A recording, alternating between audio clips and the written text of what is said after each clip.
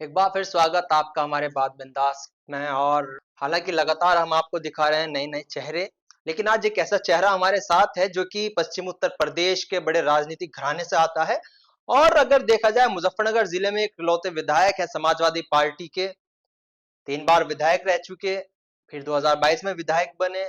और अक्सर कर युवाओं के साथ ज्यादा नजदीक नजर आते हैं और लोग बड़े दिलचस्पी के साथ सुनते हैं। जब हम भी कभी देखते हैं तो लोग काम लेकर के आते हैं, और जो देखी जाती है राजनीति, तो वाकई लगता है कि बचपन से ही कहीं ना कहीं राजनीति में आने का शौक होगा। तो कोशिश रही आज हमारे पॉडकास्ट पर हमारे साथ वो चेहरा मौजूद है, पंकज मलिक जी। मैं स्वागत करता हूँ आपका हमारे आज धन्यवाद। पॉडकास्ट पर। धन्यवाद।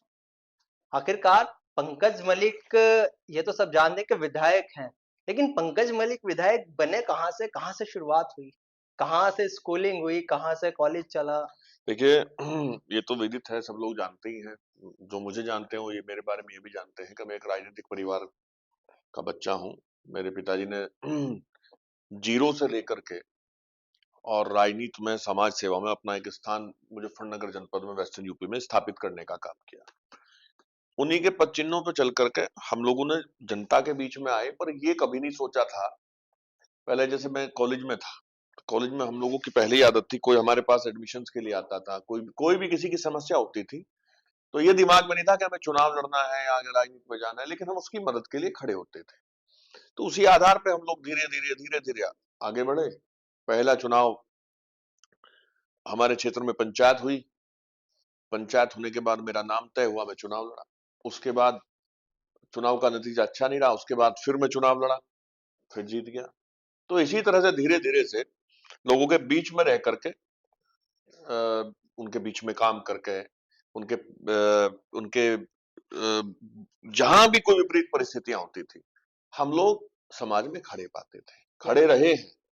यानी कि स्टार्टिंग में जब आपके याद होगा, अब तो कहीं ना कहीं मैं देखता हूं कि लोकतंत्र, या ये कह दीजिए कि लोकतंत्र की हत्या करने का प्रयास बार बार सत्ता के रूढ़ दल से किया जाता है। लेकिन पहले क्या होता था, पहले धरने भी होते थे, कहीं कोई मुद्दा होता था, कोई घटना हो जाती थी, तो हर राजनीतिक व्यक्ति ये प्रयास करता था कि जनता के बीच में जाकर के अपनी उपस्थिति दर्ज करा करके प्रशासनिक अधिकारियों से बात करके जनता की समस्याओं का निदान कराने का प्रयास वो उस समय करता था।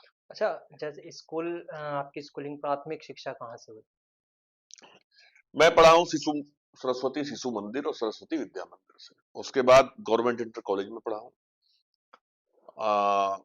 जिस तरह से एक आम छात्र जाता था, इसी तरह से मैं भी जाता था। मुझे कोई नहीं जानता था कि मैं नेता का बेटा हूँ। अच्छा, जब पढ़ाई कर रहे थे तो क्या टारगेट एम रखा था जहन में कि मुझे इस फील्ड में निकलना है? किस चीज में रुचि ज्यादा रहती थी? देखिए, हम जो काम जब करते हैं उसे मन से करते हैं। हम पढ़ते थे, मन से पढ़ते थे। अब धीरे धीरे ईश्वर की कृपा से रास्ता मिलता चला गया, तो आज आपके सामने बैठे हैं। अच्छा, डीएवी कॉलेज से एलएलबी किया है?